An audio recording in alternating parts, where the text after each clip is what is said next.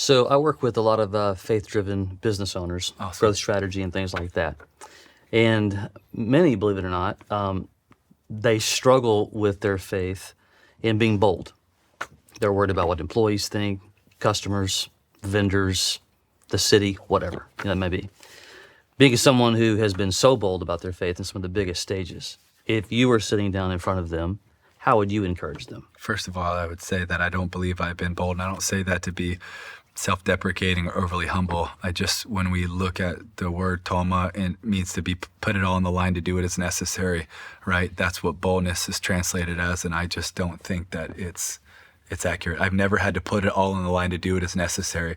I've had a lot of friends and family members that have had to put it all on the line. There's a lot of Christians around the world that are being persecuted for their faith, and I think it's really important that we understand the distinction.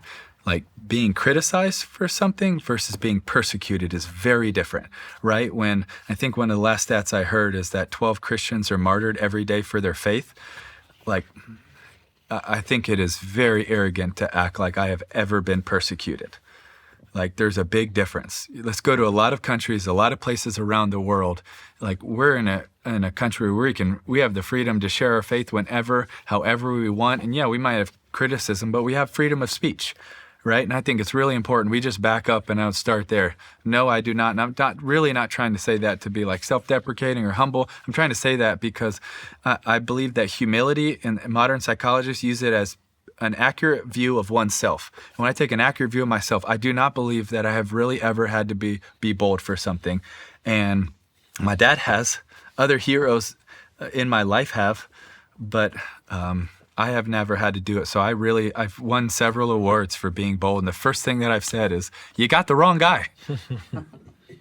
Because I could tell you a whole lot of my heroes that have been bold in the hardest places around the world. And that's not me. If it ever came to it, would I be willing? Man, I hope and pray I would. But I don't know, because I've never been in that situation. So I don't mean to cut short the question, but I don't believe that I deserve that honor.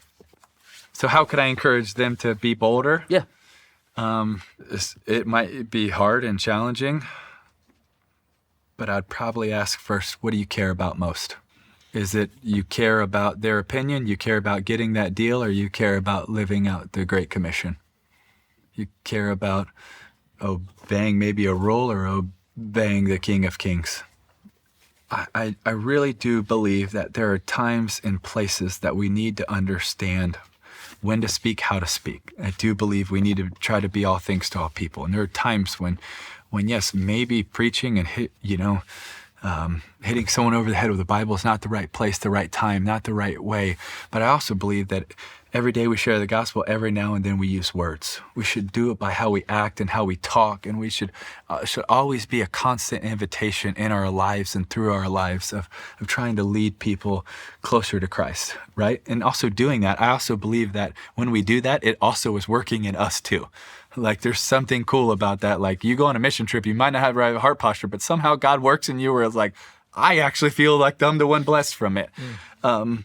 But I also believe that we're in a country, in a place where we need these businesses to step up and be bolder and be willing to live on purpose for a purpose.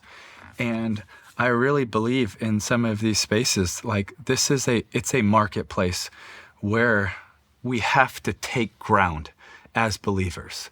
Why can't faith-based leaders be some of the next tech founders? Why can't faith-based leaders come up with the next companies? Why can't we have that? Why do we have to compete for second or third best? Why do faith-based movies or shows have to be inferior to the rest? Right? That's why I love The Chosen. I love House of David. And I love these because it's competing at such a high level that we can do things with excellence, because I think whatever our hands finds to do with all of your might. That's biblical. Like, I don't think God called us to suck. Like, it's not like, hey, I think you should be average. Like, I don't think that's accurate. We should try to make our products as good as possible, but knowing the product isn't the end goal, it's the people.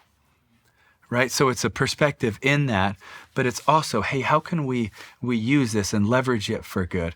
I'm so grateful that we have so many friends in investing in so many companies that are fighting trafficking in the technology that they're creating, because they're stepping into that space, because it's a space where a lot of evil takes place, and they're stepping in technology, but with a bigger purpose than just what they've created. It's for who they created it for.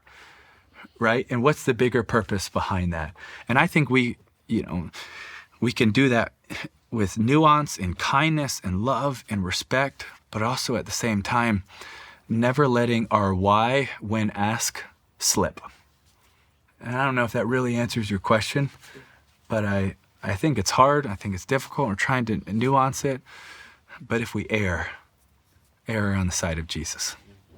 Hey, if you enjoyed this highlight, click here to check out the full episode.